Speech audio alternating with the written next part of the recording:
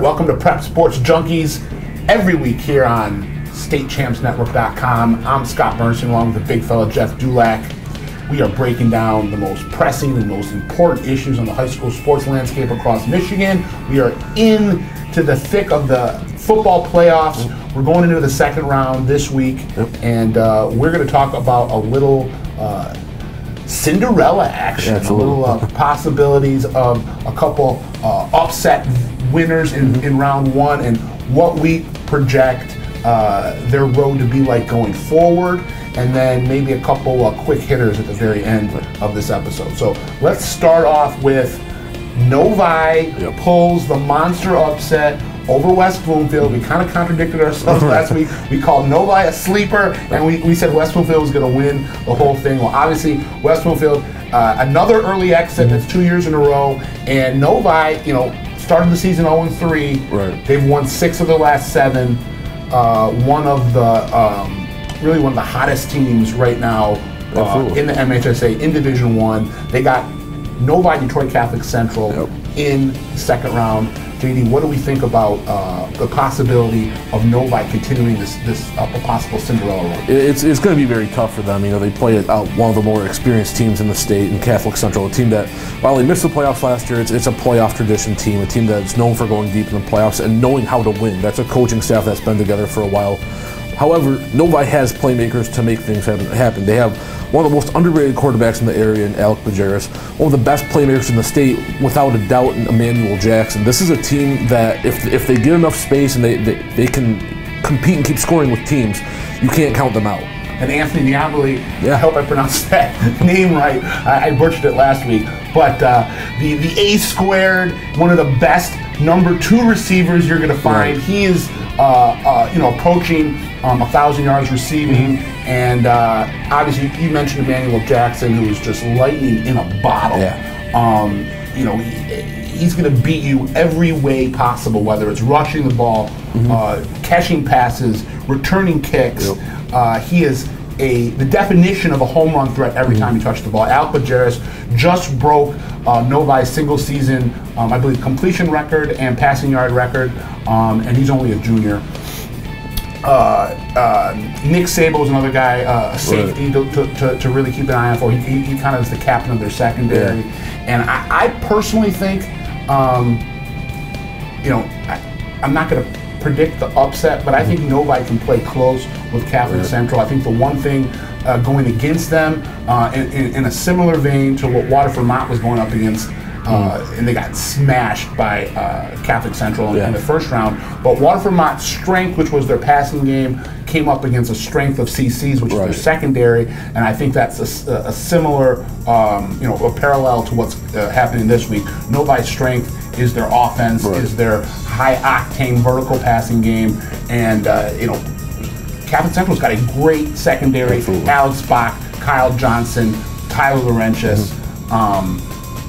So, I wouldn't be shocked if Novi pulled the upset. I'm not going to necessarily call the upset, but if looking at our bracket here, if Novi or whoever wins versus Novi versus Catholic Central, they're going to play the winner of Romeo and Lapeer, which should be a great game. Absolutely, really excited for that game. And if Novi can catch fire, like I said, they're one of the hottest teams in the state right now. Definitely one of the hottest teams in Metro Detroit.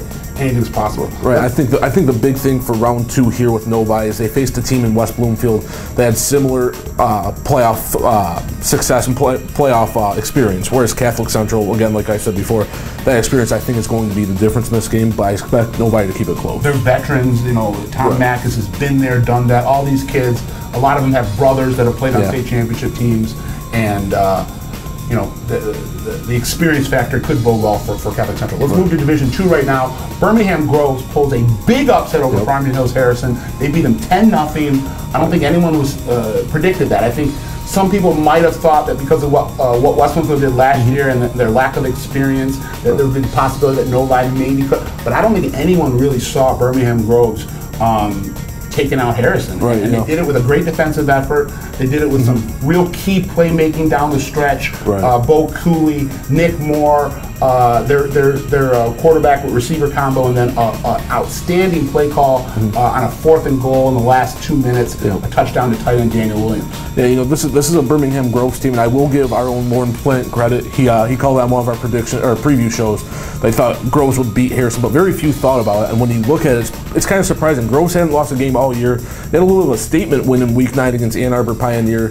Now a whole lot of people still pick them. They won out and proved they're the real deal against Harrison, and they did it surprising without the help of their 2-star running backs, who I don't think they combined for even 50 yards. They didn't combine for 40 yards. I think they were like 35 yards combined between C.J. Boswell, the Iowa commit, and Ernest Allen, the bowling ball, the junior, whose brother is Jonas Gray, who's a Country Day alum, Notre Dame alum, and is in the NFL right now.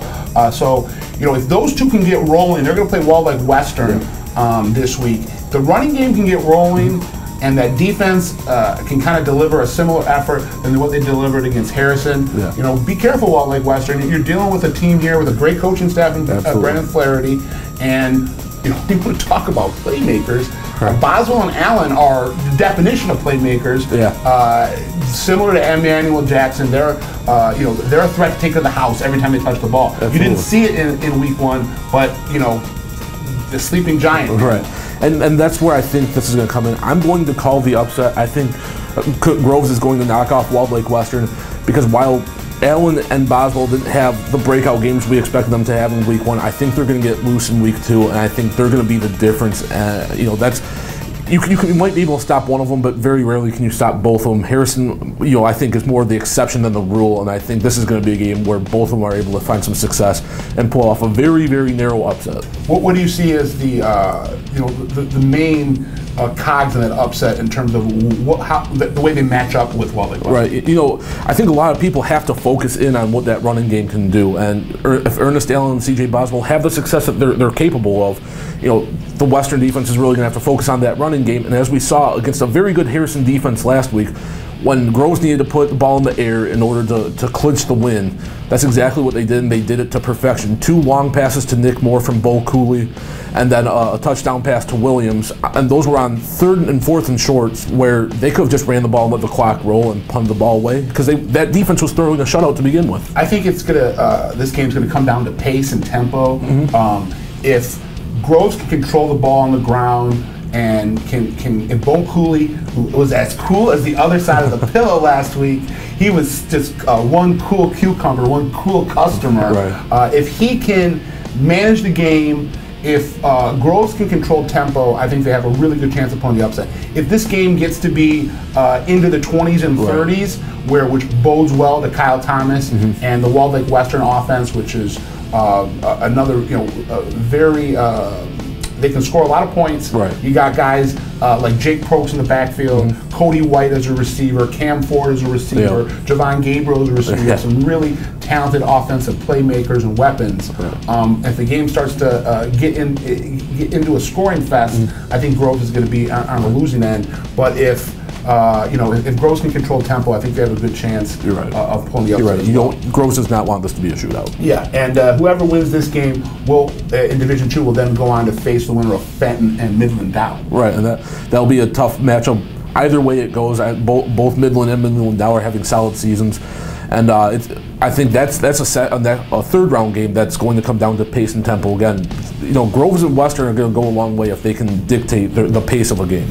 Just we'll close on just one quick hitter. If you've been on the internet and you've been on some of the chat forums and looking at some of the comments on some of the games that have been written by the local media outlets, lately there's been a lot of chatter talking junk, I guess you could say, really going after Chris Farr at Waterford Mott and Tim Conley at Southfield for their quote-unquote recruiting. I just really think that this chatter, this trash talk, it is really misguided. It started with Tony Petrito, the Rochester Adams coach, calling out Tim Conley and Southfield in an article in the Oakland Press a couple weeks ago.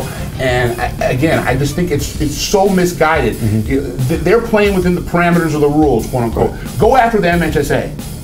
start logging these claims against the MHSA for letting it become what it's become, and it's the Wild West out there, and kids are going, changing places every 30 seconds, and I personally, I don't blame the coaches. I blame the MHSA for creating an environment where this kind of stuff could go on. I personally know Chris Farr and Tim Connolly. I think they're both good mentors for their kids. I think they set the right example.